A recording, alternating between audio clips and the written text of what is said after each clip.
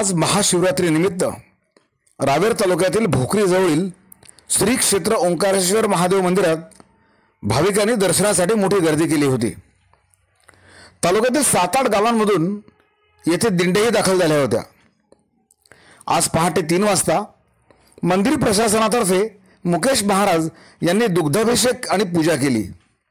त्यानंतर श्री क्षेत्र ओंकारेश्वर देवस्थान ट्रस्ट भोकरीचे अध्यक्ष विजय पाटील यांच्या हस्ते रुद्राभिषेक 4 वाजता संपन्न झाला आणि रावेर येथील भाविक मंडळातर्फे नंतर महाआरतीही करण्यात आली।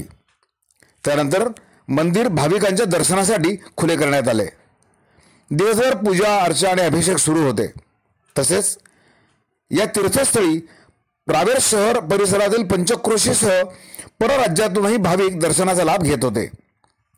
दुपारी भोकरी येथून शांताराम चौधरी यांच्या घरून मानाची पालखी या मंदिरस्थळी आली आणि त्यानंतर केराळे, निरुळ, खानापूर, मोरगाव, वाघोड, अहिरवाडी आणि पातोंडीसह अनेक गावातील दिंडेही येथे दाखल झाल्या। मंदिर प्रशासनाच्या वतीने सर्व दिंडी मालकांचा आणि चालकांचा श्रीफळ देऊन सत्कार करण्यात आला। यावेळी पोलीस आणि गृहरक्षक दलाच्या जवानांनी चोख पोलीस बंदोबस्त ठेवला होता। यावेळी भाविकांनी सुमारे 5 क्विंटल साबुदाणा खिचडीचे, केळीचे आणि चहा पाण्याचे वाटप केले। रावेर शहरातील प्रजापिता ब्रह्माकुमारी ईश्वरीय विश्वविद्यालयाच्या शाखेतर्फे शहरातून सजीव देखाव्याची आज शोभायात्रा काढण्यात आली। सुरुवातीला या केंद्राच्या सभागृहात झालेल्या कार्यक्रमात लता दीदी यांनी प्रमुख मार्गदर्शन केले। यावेळी शहरातील मान्यवर प्रमुख पाहुणे म्हणून उपस्थित होते। सुनीला दीदी आणि जयश्री दीदी यांनी या ठिकाणी सूतसंचालन करून आभार मानले। त्यानंतर ध्वजवंदन करून शहरातील प्रमुख मार्गावरून शोभायात्रा काढण्यात आली।